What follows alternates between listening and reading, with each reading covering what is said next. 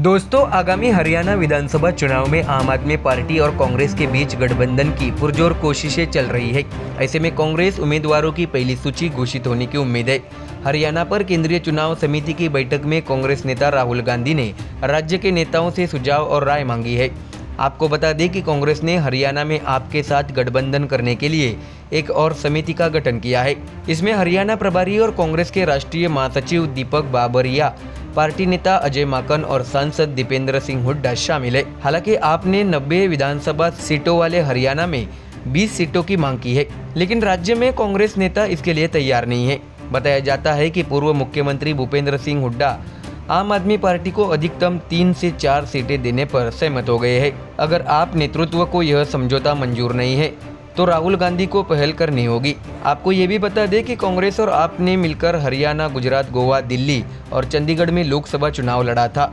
बाद में अरविंद केजरीवाल ने ऐलान किया था कि आम आदमी पार्टी दिल्ली में अपने दम पर चुनाव लड़ेगी, तो वही हरियाणा में आम आदमी पार्टी लोकसभा की एकमात्र सीट कुरुक्षेत्र भी हार गई है। खबर है कि कांग्रेस की केंद्रीय चुनाव समिति की बैठक में हरियाणा के 22 मौजूदा विधायकों समेत 30 से ज्यादा उम्मीदवारों के नामों पर सहमति बनी है। इस बैठक में प्रदेश नेताओं ने 49 उम्मीदवारों की सूची सौंपी, जिसमें से 34 नाम फाइनल हो गए हैं। 15 नामों पर दोबारा चर्चा होगी। पार्टी नेताओं ने तय किया है कि 2 बार चुनाव हारने वाले नेताओं को कांग्रेस का टिकट नहीं दिया जाएगा। वहीं कुमारी शैलजा, लोकसभा में जीत हासिल करने वाले पार्टी नेता रणदीप सुरजेवाला आदि को मैदान में उतारा जाए या नहीं, इस पर भी जोरदार बहस चल रही है। प्रस्तावित गठबंधन को लेकर आम आदमी पार्टी के राज्यसभा सदस्य राघव चड्ढा और अन्य नेता, साथ ही कांग्रेस महासचिव केसी वेणुगोपाल के बीच मंगलवार रात को चर्चा हुई। इस बीच आम आदमी पार्टी सांसद संजय सिंह ने हरियाणा में कांग्रेस और आप के गठबंधन के कदम का स्वागत किया है। उन्होंने कहा कि बीजेपी को हराना हम सभी की प्राथमिकता होनी चाहिए। उन्होंने कहा, भाजपा की नफरत की राजनीति, जन विरोधी, किसान विरोधी, युवा विरोधी गतिविधियों को हरियाणा से कड़ी प्रतिक्रिया मिल सकती है। आपको ये भी बता दें कि हरियाणा के लिए बीजेपी की पहली उम्मीदवार सूची जल्द ही घोषित होने की संभावना है। बीजेपी सूत्रों ने बताया कि इसमें करीब 50 उम्मीदवार शामिल होंगे। चूँकि हरियाणा में बीजेपी पिछले 10 वर्षों से सत्ता में है, इसलिए विधानसभा टिकट के दावेदारों में भारी भीड़-भाड़ उमड़ पड़ी है। इसलिए माना जा रहा है कि बीजेपी नेतृत्व ने पहली सूची जारी होने के बाद हरियाणा बीजेपी में बगावत की लहर चलने की आशंका जताई है। Bureau report, MDR news. Maharashtra राज्य में विधानसभा चुनाव की तैयारियां दोनों पार्टियों की ओर से जोर शोर से चल रही है। महाविकास आघाड़ी बनाम महायुति के बीच इस मैच में महाविकास आघाड़ी की ओर से बड़ा अपडेट सामने आया है। महाविकास आघाड़ी के सबसे वरिष्ठ नेता शरद पवार ने मुख्यमंत्री पद को लेकर अहम बयान दिया है। आपको बता दें कि पवार ने कहा है कि अब मुख्यमंत्री पद के चेहरे के बारे में सोचने का कोई कारण नहीं है। शरद पवार ने बताया कि इस संबंध में फैसला चुनाव नतीजों के बाद संख्या बल के आधार पर लिया जाएगा। इसके लिए पवार ने 1977 का उदाहरण दिया। उन्होंने कहा कि 77 में चुनाव परिणाम आने के बाद सभी एक साथ आए और चुनाव के बाद मोरारजी का नाम सामने आया। उन्होंने ये भी कहा कि हमारा लक्ष्य एक स्थिर सरकार प्रदान करना है। तो वही महाविकास आघाड़ी में कहा फंस गया मुख्यमंत्री का घोड़ा। इस सवाल पर जवाब देते हुए शरद पवार ने कहा, घोड़ा बिल्कुल भी फंसा नहीं है। अब इस बारे में सोचने की जरूरत नहीं है। कई बार चुनाव के बाद संख्या के आधार पर फैसला होता है कि नेतृत्व किसे करना है। आज कोई समाधान नहीं है, इसलिए अभी इस पर विचार करने की कोई जरूरत नहीं है। इसके साथ ही नाना पटोले ने कहा कि मुख्यमंत्री पद के चेहरे को लेकर पवार सही कह रहे हैं। नाना ने आगे कहा कि इस मामले पर उद्धव ठाकरे से पहले ही चर्चा हो चुकी है।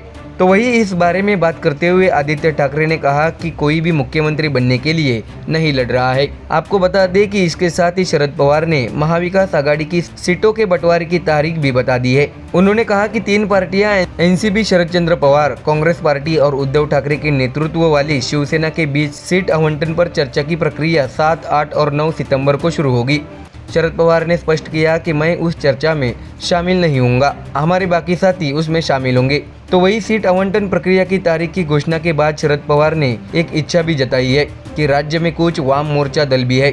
लोकसभा चुनाव में इन पार्टियों ने हमारी मदद की थी, ये पार्टी हमारे साथ रही, इसलिए अब सीटों के आवंटन पर उनका भी विचार किया जाना चाहिए, ऐसा शरद पवार ने कहा है।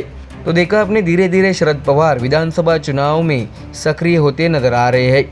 ऐसे में उद्धव और कांग्रेस की भूमिका पर सबकी नज़र बनी रहेगी। Bureau report, MDR news. Maharashtra में विधानसभा चुनाव से पहले राजनीतिक घमासान मचा हुआ है। बीजेपी के वरिष्ठ नेता नारायण राणे ने आज प्रेस कॉन्फ्रेंस कर उद्धव ठाकरे को लेकर बड़ा राज खोल दिया है।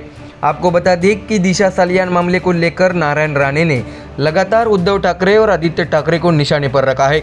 इस मामले से जुड़े कुछ सबूत नारायण राणे ने विधानसभा में सीलबंद लिफाफे में पेश किए थे। इस तरह एक बार फिर नारायण राणे ने बड़ा राज खोल दिया है। दरअसल आपको बता दें कि नारायण राणे ने कहा है कि विधायक मिलिंद नार्वेकर ने मुझे फ़ोन किया था। बाद में जब उन्होंने उद्धव ठाकरे को बोलने दिया तो उद्धव ने कहा था कि आदित्य को संभाल कर लेना, आपके भी 2 बच्चे हैं। उन्होंने मुझसे ये कहा। नारायण राणे ने बताया कि तो मैंने उनसे कहा कि अपने बच्चे को 7 बजे के बाद बाहर मत जाने देना। दरअसल पूरा मामला ये है कि हिंदी फिल्म अभिनेता सुशांत सिंह राजपूत की मौत से पहले दिशा सालियान की मौत हो गई थी। दिशा सालियान सुशांत की मैनेजर थी। चर्चा थी कि दिशा ने घर की बालकनी से कूदकर आत्महत्या कर ली थी, लेकिन बाद में नारायण राणे ने आदित्य पर आरोप लगाया था। इसके बाद इस मामले ने अलग मोड़ लिया था। तो वही अपनी प्रेस कॉन्फ्रेंस में नारायण राणे ने शरद पवार की भी जमकर आलोचना की है। उन्होंने कहा कि शरद पवार आज जो कहेंगे जरूरी नहीं है कि कल वही होगा, इसलिए चुनाव के दौरान वे क्या बोलेंगे कोई नहीं कह सकता। ऐसा नारायण राणे ने शरद पवार पर निशाना साधते हुए कहा है। तो वही इस बीच नारायण राणे ने छत्रपति शिवाजी महाराज की मूर्ति की घटना को लेकर विरोधियों पर निशाना साधा है। उन्होंने कहा कि प्रतिमा गिरे कितने दिन हो गए, अब विषय बदलिए और दूसरा विषय लीजिए जो लोगों के लिए उपयोगी हो। छत्रपति शिवाजी महाराज की प्रतिमा लगाई जाएगी और उसे उत्तम दर्जे का बनाया जाएगा। तो देखा अपने विधानसभा के मद्देनजर अब ठाकरे राणे विवाद फिर एक बार चर्चा में आने वाला है। और अगर नारायण राणे उद्धव के बेटे और पूर्व मंत्री आदित्य ठाकरे को दिशा सालियान मामले पर घेरते हैं तो फिर एक बार उद्धव के लिए बड़ी टेंशन वाली बात हो सकती है। ऐसे में अपने ऊपर लगे आरोपों के बाद ठाकरे परिवार इस पर क्या प्रतिक्रिया देता है, ये तो आने वाले दिनों में पता चल ही जाएगा। Bureau report MDR news. Maharashtra में इस वक्त सीट बंटवारे पर अपने ही साथी दलों से नाराजगी का सिलसिला जारी है और इस वक्त खबर है बीजेपी और शिंदे की शिवसेना के बीच की सामने आई है। दरअसल लोकसभा में बीजेपी से बेहतर स्ट्राइक रेट रखने वाली शिंदे सेना ने अब बीजेपी को नापने की तैयारी शुरू कर दी है। लोकसभा में बीजेपी ने आंतरिक सर्वे का हवाला देते हुए शिंदे सेना की कई सीटों पर दावा किया। कुछ सीटों पर शिंदे को घोषित उम्मीदवारों को बदलना भी पड़ा, लेकिन बातचीत के बाद शिंदे ने 15 सीटों पर चुनाव लड़ा और इसमें से 7 सीटें भी जीत ली। लेकिन 28 सीटों पर चुनाव लड़ने वाली बीजेपी को सिर्फ 9 सीटों पर ही सफलता मिली। आपको बता दें कि लोकसभा में सिर्फ 9 सीटें मिलने से बीजेपी अब बैकफुट पर आ गई है। अब मुख्यमंत्री एकनाथ शिंदे की शिवसेना ने भी बीजेपी की नाक में दम करने के लिए अपने सहयोगी दलों का यही तरीका अपनाना शुरू कर दिया है। बीजेपी ने दावा किया है कि 2019 में शिवसेना द्वारा जीती गई कई सीटें लोकसभा में विभाजन के बाद भी शिंदे के पास ही थी, इसलिए सीट बंटवारों की चर्चा में शिंदे को काफ़ी मेहनत करनी पड़ी। उन्होंने बड़ी मुश्किल से 15 सीटें हासिल की। ऐसे में शिंदे सेना ने लोकसभा के दौरान बीजेपी द्वारा अपनाए गए पैटर्न का इस्तेमाल करना शुरू कर दिया है। आपको बता दें कि शिंदे सेना ने सीधे तौर पर नवी मुंबई की बेलापुर ऐरोली सीटों पर दावा ठोक दिया है। दिलचस्प बात यह है कि इन दोनों सीटों पर बीजेपी के विधायक है। मंदा म्हात्रे बेलापुर का प्रतिनिधित्व करती है तो गणेश नाइक विधानसभा में ऐरोली का प्रतिनिधित्व करते हैं। इन दोनों विधायकों के बीच काफी आपसी रंजिश है। नवी मुंबई बीजेपी में नाइक और म्हात्रे के बीच टकराव चल रहा है और ऐसे में अब शिंदे ने बीजेपी पैटर्न पर नवी मुंबई में नई चाल चली है। शिंदे सेना के नवी मुंबई जिला अध्यक्ष विजय चौगुले ने बेलापुर ऐरोली सीटों पर दावा जताया है। चौगुले खुद ऐरोली से लड़ने को उत्सुक है। उन्होंने ये भी कहा है कि इस बारे में उन्होंने मुख्यमंत्री शिंदे से भी चर्चा की है।